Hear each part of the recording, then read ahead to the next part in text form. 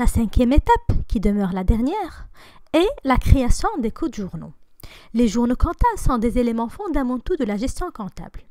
Ils permettent de classer et d'enregistrer toutes les opérations de l'entreprise, comme les achats, les ventes, les paiements ou encore les écritures de clôture. Dans l'ERP Sage sans comptabilité, la configuration correcte des codes journaux garantit une saisie organisée et conforme aux obligations légales. En comptabilité, le livre journal est divisionné en journaux spécialisés, appelés journaux auxiliaires ou journaux divisionnaires. On a 5 journaux. Le journal des achats ou des fournisseurs, qui est utilisé pour l'enregistrement de toutes les factures de droits envoyées par les fournisseurs à l'entreprise et ne donnant pas lieu à un paiement immédiat par la trésorerie. C'est ce qui concerne les achats à crédit. Le journal des ventes ou bien le journal client, c'est un journal qui permet l'enregistrement des factures de droits envoyées au client et ne donnant pas lieu, encore une fois, à un paiement immédiat par la trésorerie. Et c'est là où on enregistre ce qu'on appelle une opération de vente à crédit. Le journal de banque, il enregistre les opérations entre l'entreprise et la banque en termes d'emploi et de ressources. Le journal de caisse, il enregistre les paiements et les encaissements effectués en espèces, c'est-à-dire argent liquide. Et finalement, le journal des opérations diverses, ou bien le journal des OD, qui permet d'enregistrer les opérations qui ne révèlent pas des journaux ci-dessus. Il s'agit notamment des déclarations de la TVA, des salaires et charges sociales, des amortissements ou bien des provisions. Afin de créer les codes journaux sur l'ERP Sage sans comptabilité, on clique sur Structure, Codes journaux, ajouter un nouvel élément et on commence par le premier qui est Achat. Donc on va choisir ici, on a ici le choix entre plusieurs types de journaux, on choisit Achat.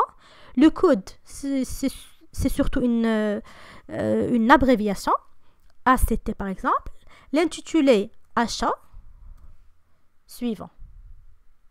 Et vous cliquez sur Valider ce code journal pour en créer un nouveau afin de terminer la création des autres codes journaux.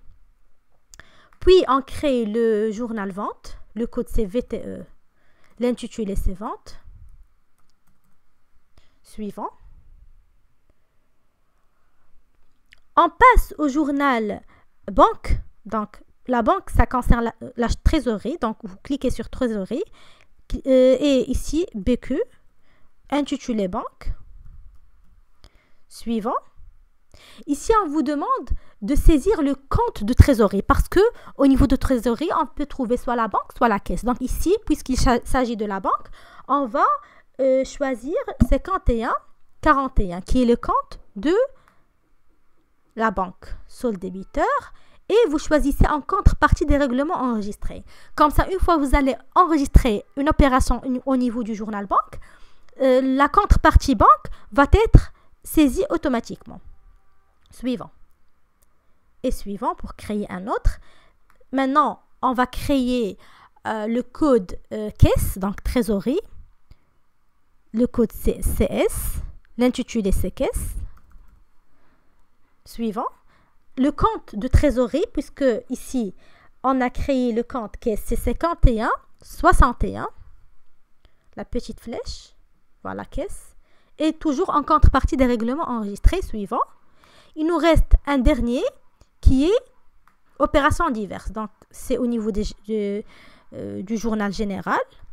Code OD, intitulé opération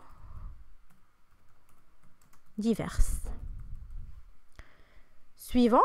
Et cette fois, on va cliquer sur valider ce code journal et quitter l'assistant parce qu'on a terminé. Fin.